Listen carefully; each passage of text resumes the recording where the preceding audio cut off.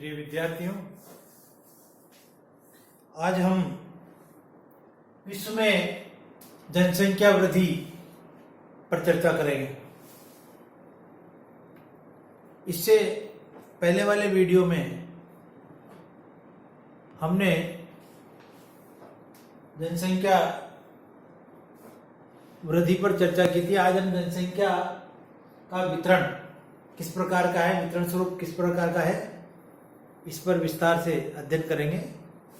मैं doctor H.N.. Kohli, सह आचार्य भूगोल विभाग, राजकीय कला महाविद्यालय कोटा। तो आइए विश्व में जनसंख्या का वितरण प्रतिरूप का अध्ययन के लिए हम आगे बढ़ते हैं। सबसे पहले हम जानते हैं जनसंख्या वितरण से संबंधित जो विश्व में क्या मुख्य तथ्य है। तो जब हम जनसंख्या के वितरण पर निगाह डालते हैं, उनका मानचित्र देखते हैं, तो हम पाते हैं विश्व में जनसंख्या का वितरण अत्यधिक असमान है। विश्व में जनसंख्या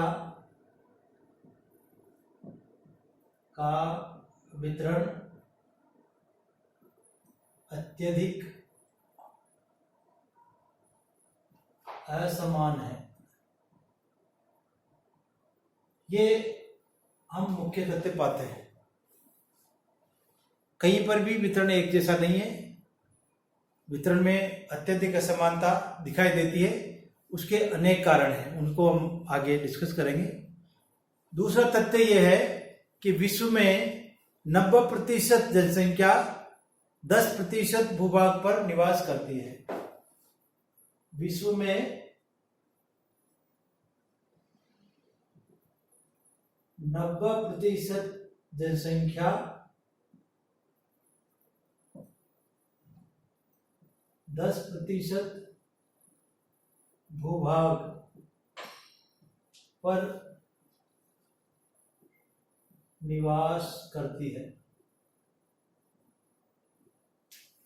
यह भी जनसंख्या वितरण का बहुत महत्वपूर्ण तथ्य है कि विश्व की 90% जनसंख्या विश्व के केवल 10% भाग पर निवास करती है, जबकि ठीक इसका उल्टा, जबकि 90% भूभाग पर विश्व की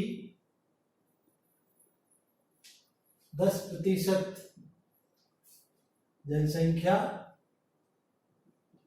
निवास करती है।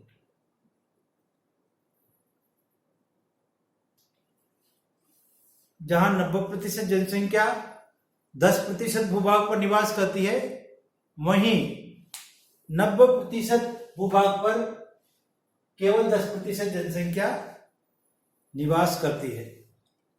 इसी प्रकार से अगला तथ्य है, विश्व की लगभग आधी जनसंख्या यानी 50% जनसंख्या केवल 5% भूभाग पर निवास करती है। विश्व की आबादी 50% जनसंख्या केवल 5% भूभाग पर निवास करती है।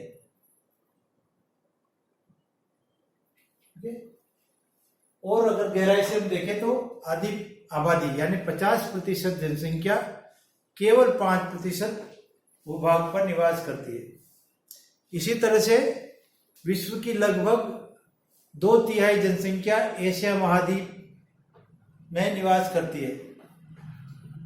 विश्व की 2/3 जनसंख्या एशिया महाद्वीप और उसमें भी विशेषतः मानसून एशिया, विशेषतः मानसून एशिया में निवास करती है।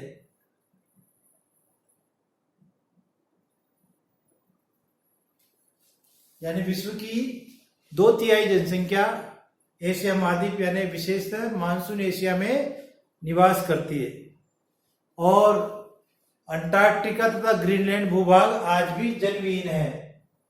अंटार्कटिका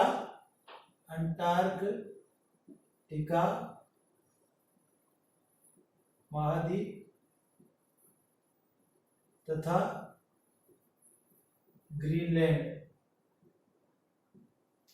ग्रीनलैंड भूभाग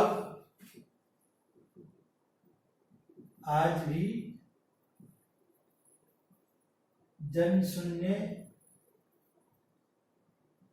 क्षेत्र हैं। ये भी जनसंख्या वितरण से संबंधित महत्वपूर्ण तथ्य है, यानी अंटार्कटिका तथा ग्रीनलैंड भूभाग आज भी जनविहीन क्षेत्र है।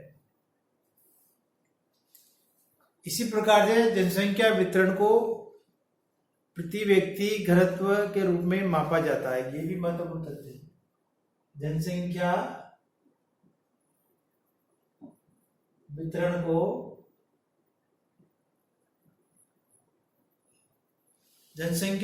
को प्रति व्यक्ति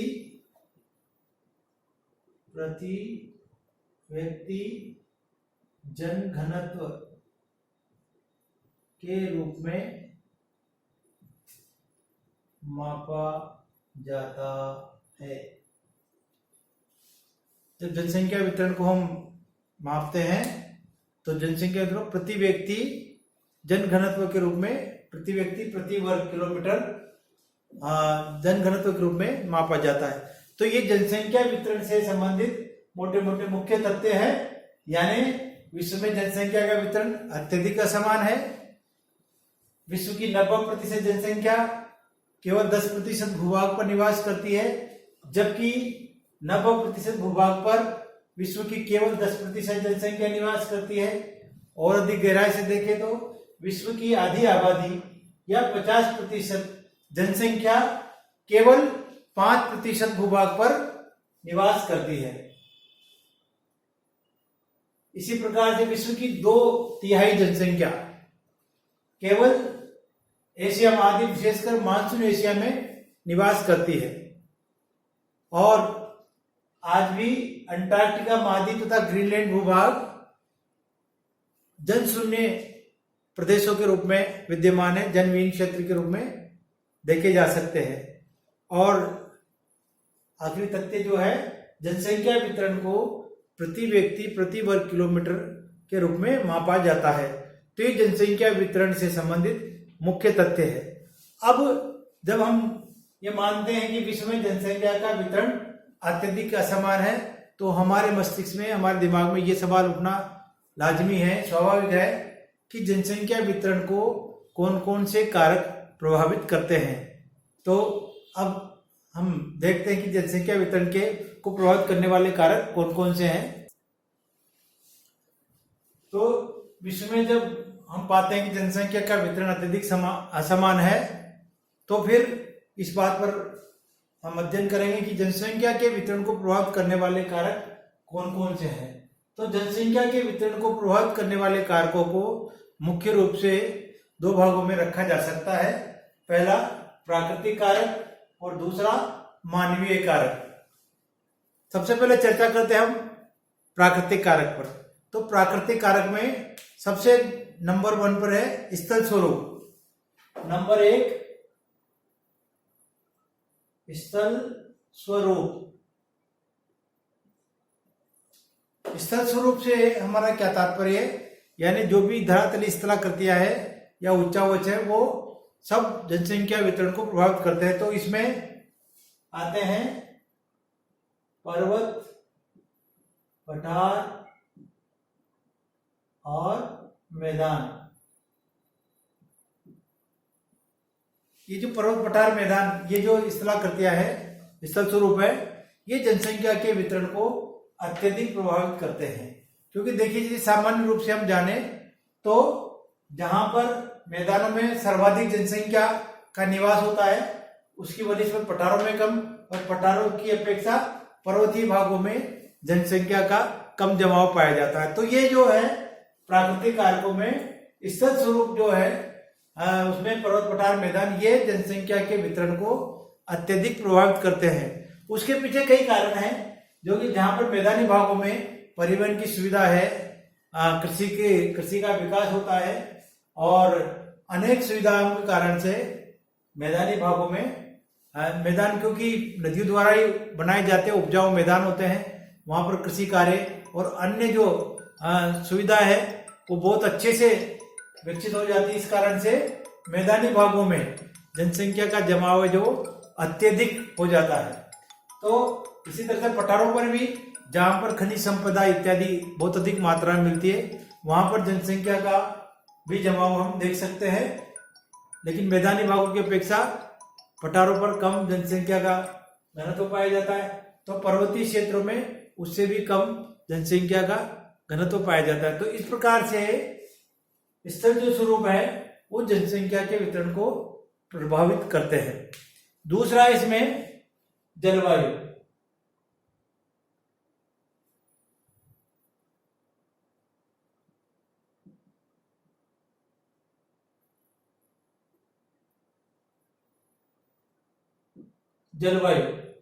जलवायु कारक भी बहुत महत्वपूर्ण है और इसमें मुख्य रूप से ये बात करें कि जलवायु अनुकूल है या प्रतिकूल है।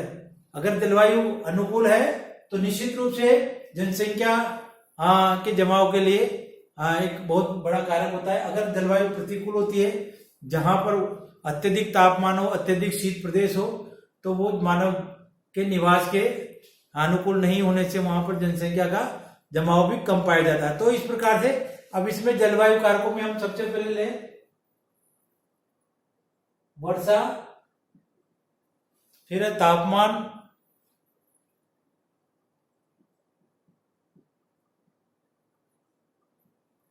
वर्षा, तापमान, शीत और उष्ण दशाएं, शीत और उष्ण दशाएं।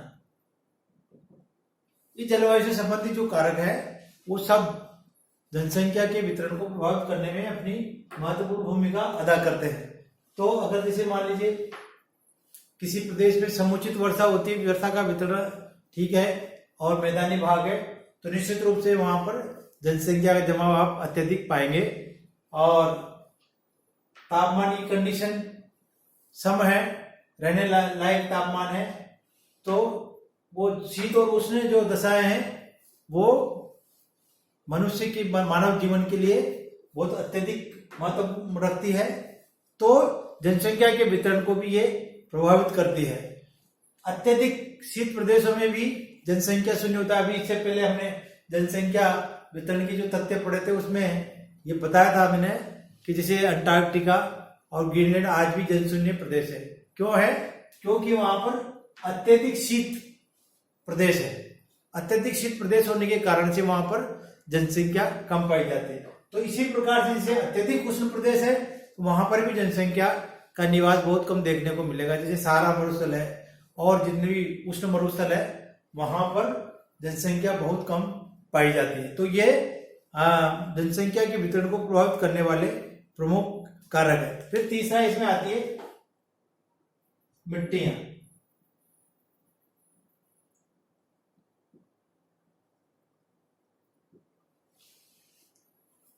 मिट्टियां देखिए, उपजाऊ मिट्टियां कृषि कार्य के लिए बहुत ही महत्वपूर्ण कारक है। तो मैदानी भागों में और जहां पर उपजाऊ मिट्टियां होती है वहां पर, क्योंकि विभिन्न प्रकार की फसलें या विभिन्न प्रकार के कृषि कार्य किए जा सकते हैं, तो वहां पर है जो जनसंख्या अत्यधिक मिलेगी। तो इस प्रकार से जनसंख्या के वितरण को प्रभावित करने में मिट्टियों का भी महत्वपूर्ण योगदान होता है। चौथा है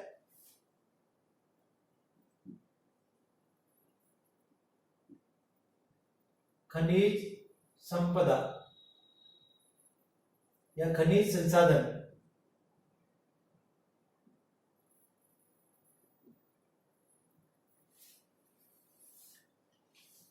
जैसा भी इस स्वरूप में भी बात कर रहा था मैं कि जिसे मान लीजिए पठार पर भी जनसंख्या का अधिक घनत्व तो मिलता है, जहां जिन पठारों में खनिज संपदा प्रचुर मात्रा में मिलती है, क्योंकि वहां पर औद्योगिक जो है क्रियाकलाप अत्यधिक होने से मानव के रोजगार के साधनों और अनेक सुविधाओं के कारण से वहां पर भी जनसंख्या का जमाव आप अधिक देख सकते हैं। तो जिन क्षेत्रों में खनिज संपदा या खनिज संसाधन प्रचुर मात्रा में पाए जाते हैं वहां पर जनसंख्या का जो है घनत्व अत्यधिक होता है और जनसंख्या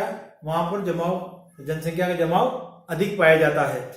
देखिए, जैसे जिन जिन क्षेत्रों में खनिज संपदा या ऊर्जा के संसाधन मिलते हैं वहां पर बड़े बड़े उद्योग स्थापित हो जाते हैं, अनेक औद्योगिक गतिविधियां वहां पर प्रारंभ हो जाती है जो जनसंख्या के लिए रोजगार का साधन बनती है और रोजगार के साधन की वजह से वहां पर अनेक प्रकार का विकास देखने को मिलता है जिससे वहां पर जनसंख्या का केंद्रण अधिक पाया जाता है। तो खनिज संपदा भी जनसंख्या के वितरण को प्रभावित करती है। फिर नेक्स्ट है जल राशियां।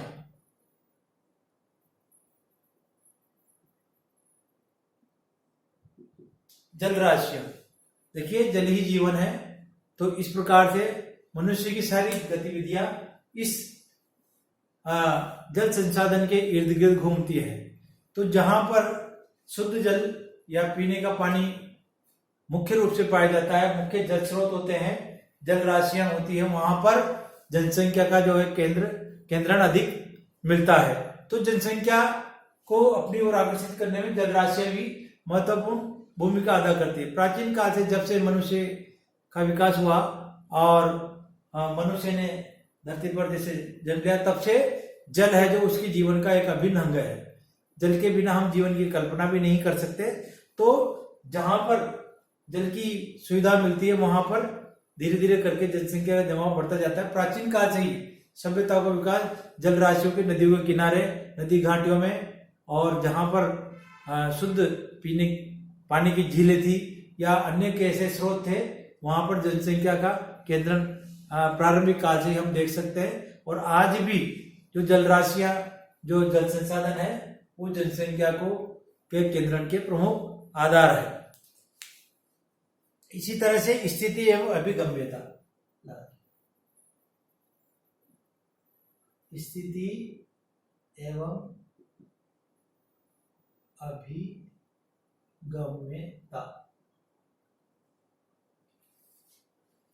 प्राकृतिक कारकों में स्थिति एवं अभिगम्यता भी एक महत्वपूर्ण कारक होती है।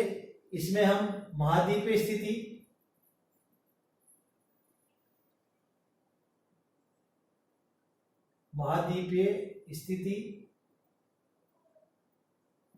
या महासागरीय स्थिति, सागरीय या महासागरीय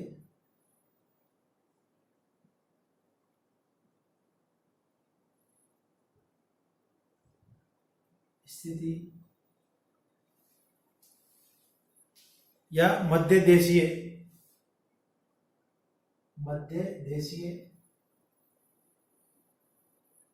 या द्वीपीय, ये जो भी स्थितियां हैं इसके स्वरूप हम देख सकते हैं। महाद्वीपीय स्थिति है, एक महासागरीय स्थिति है, या मध्य स्थलीय या मध्य देशीय स्थिति है, या द्वीपीय स्थिति है। इन सब का जो जनसंख्या वितरण पर अत्यधिक प्रभाव पड़ता है। देखिए, समुद्र तटीय क्षेत्रों में भी जनसंख्या का जमाव पाया जाता है। वो इसीलिए क्योंकि जो सागरीय स्थिति होती है, महासागरीय स्थिति होती है, वहां पर जो जल परिवहन की सुविधा समुचित रूप से मिलने के कारण से वहां पर जो है आर्थिक गतिविधियों का विकास होता है और उनके फलस्वरूप वहां पर जनसंख्या का केंद्रण होता जाता है। तो उसके विपरीत जैसे महाद्वीपीय स्थिति या मध्य देशीय स्थिति है तो वहां पर महासागरीय स्थिति की अपेक्षा कम है जो विकास संभव है, क्योंकि जो सबसे सस्ता जो जल परिवहन का साधन है वो उनको नहीं मिल पाता। इस कारण से वहां पर इतना आर्थिक विकास नहीं हो पाता। जैसे हम बिल्कुल नियरेस्ट उदाहरण लें कि जैसे मान लीजिए अफगानिस्तान की स्थिति है, वो है जो महादेशीय या महाद्वीपीय स्थिति के अंतर्गत आता है, जो स्थलीय भागों से घिरा रहता है। तो ऐसे क्षेत्रों में जहां पर महासागरीय या सागरीय जल परिवहन की सुविधा नहीं मिलती है, वहां पर उतना विकास नहीं हो पाता है। तो उन देशों में जनसंख्या का केंद्र भी कम पाया जाता है, वहां जनसंख्या घनत्व कम पाया जाता है। तो ये इस तमाम जो है वो प्राकृतिक कारकों के अंतर्गत आते हैं जो जनसंख्या के वितरण को प्रभावित करते हैं। अब मानवीय कारकों की बात करें, सबसे पहला है इसमें आर्थिक कारक। आर्थिक कारक, देखिए आर्थिक कारक बहुत महत्वपूर्ण है, जो कहीं पर भी किसी को बसने के लिए अपनी ओर आकर्षित करता है। क्योंकि इसमें आर्थिक कारक में हमने तो जैसे रोजगार का साधन, इसी तरह से इसमें आ जाएंगे जैसे कृषि है, पशुपालन है, उद्योग है ना, उद्योग धंधे, परिवहन एवं अन्य सेवाएं,